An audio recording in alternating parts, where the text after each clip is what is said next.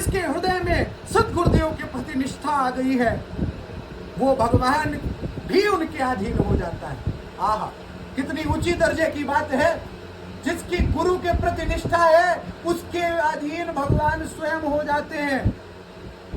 यस्य देवे पराह भक्ति यथा देवे तथा गुरु।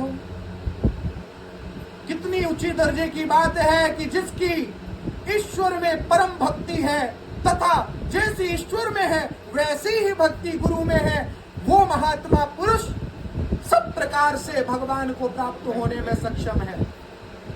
जिसके अंदर गुरु निष्ठा है वह बिल्कुल बिल्कुल वह परवाह हो जाए, क्योंकि गुरु प्रसन्न सब ही अनुकूला।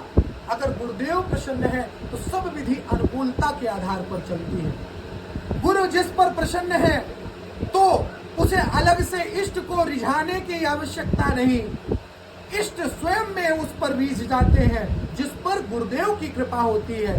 गुरु का जो स्वरूप है वह हरि का कृपा अवतार है, इसीलिए साधक को चाहिए कि गुरु के प्रति एक आत्मीय निष्ठा हो जाए।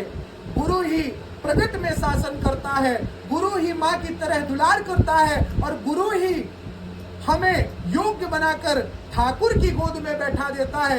गुरु ही हमें शासन में लाता है, हमें डांट लगा करके, चिल्ला करके कि तू कैसे गलत मार्ग पे जा रहा है, इधर बैठ, इधर आ, मैं तुझे समझाता हूँ कैसे चलना है। ऐसे जैसे माँ कलम पकड़ करके बच्चों को सिखाती है, वैसे ही गुरुदेव हमें सिखाते हैं। इसीलिए भक्त नामदेव जी का तुम सबने नाम सुना होगा, भक्त धन्ना जाट का नाम सुना होगा, भक्त रामानंदाचार्य का नाम सुना होगा। रामानंदाचार्य जी को गुरु की शरण में जाने की आज्ञा भगवान ने ही दी थी। भगवान ने जिसको जिसको उपदेश दिए तो वो गुरुदेव की आज्ञा में लगने के लिए, भगवान ने भी कहा कि तू गुरुदेव के पास जा तभी तेरा मंगल होगा। इसीलिए इस बात को बहुत गंभीरता से समझना, ये बहुत मूल्य की बात है, इसको सब लोग हृदय में धारण करना शुरुआत से।